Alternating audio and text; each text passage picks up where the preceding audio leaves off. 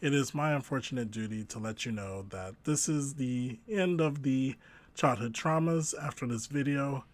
There was probably a ton more posts that I could have used, but I feel that we got 5 parts out of this. We probably should stop. But if you guys want me to keep finding more, I'm free to keep on doing this, but I feel like I should move on to a different thing. I will be doing a compilation where I will put all the parts into one video, so that way if you don't like looking at 5 different videos, it will all be in one section. That's coming up later. But yeah, let's just jump right in and finish up this series.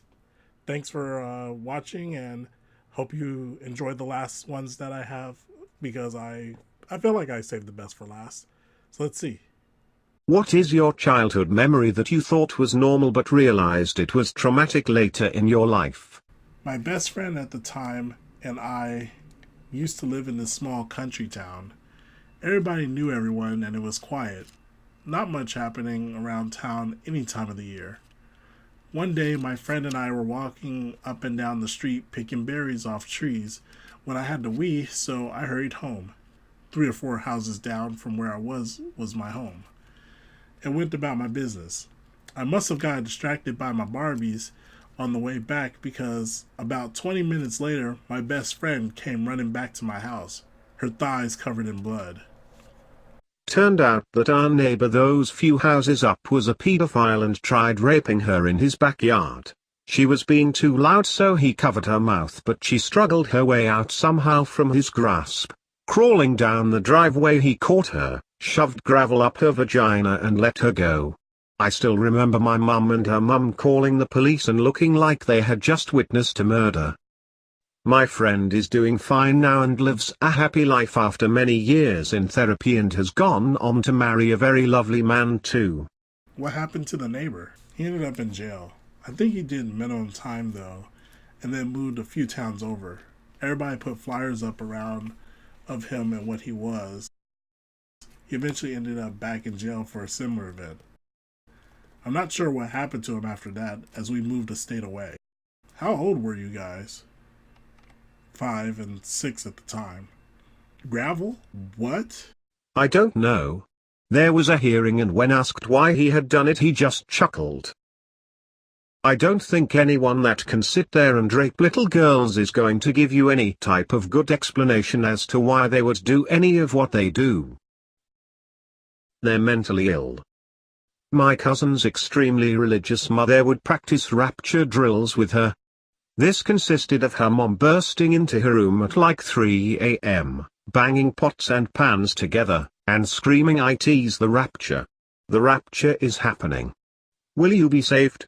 She would then make my cousin confess her sins to her and then tell her that she would be going to hell for her sins. It terrified her. But she thought that this was a normal thing that all families, mothers, do until adulthood, when she casually mentioned it in conversation and the whole room went silent. Her now husband had to explain to her that no, that is not normal. My mom would tell me to play with my brother because she has to talk to the neighbor. Neighbor comes over and goes straight to the bedroom. My mom closes the door. I'm a child, and I think nothing of it. It kept going on for a while till my dad comes home early. I remember lots of screaming and the dude jumping out of the window. When I was 5, I was home alone. I found a box of matches and brought them to my room. I burned a piece of paper on my carpeted floor, creating a scorch mark in my room. Fortunately, there wasn't a fire. When my dad and stepmom got home, they had put me in the bathtub for a bath. My stepmom was enraged. She grabbed a lighter from her pocket. Then she grabbed my hand. She placed my hand onto the ignited flame for roughly 5 to 10 seconds. Memory is hazy, but I remember. I got caught playing with matches once. Parents gave me a full pack of matches, then made me light each one and hold it as long as I could. Each one. The deeper I go into this thread, the more I'm having flashbacks of things I have forgotten. I need a therapist, I think. This is parents punishing for revenge instead of punishing to teach you. My parents have always punished me based on anger, never to actually teach me what I'd done wrong. And for this, I would like to just piggyback with that's a very key thing in understanding punishment versus abuse.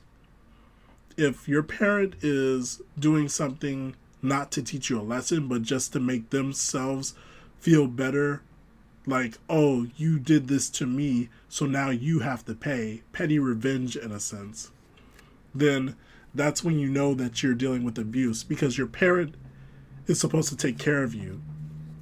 And in these cases, the child was pretty much on their own, and they did something wrong, but they didn't have a parent watching them to pretty much protect them from making this mistake. They're a child. So punishing your child for playing with matches that they shouldn't have had access to in the beginning doesn't make any sense. You're punishing because you messed up, not because they messed up. Oh man, you just reminded me of a neighboring family that was all sorts of dysfunction. The father was really powerless and timid, but terrible. The wife would always scream. I never remember any one time I saw them just talk. It was always arguments and a fight. There was one particular small kid, between 4 and 6 by estimate, had 3 older brothers. The second oldest once hacked a person at a wedding with a machete and was arrested, and somehow released shortly after. Typical African thing, y'all.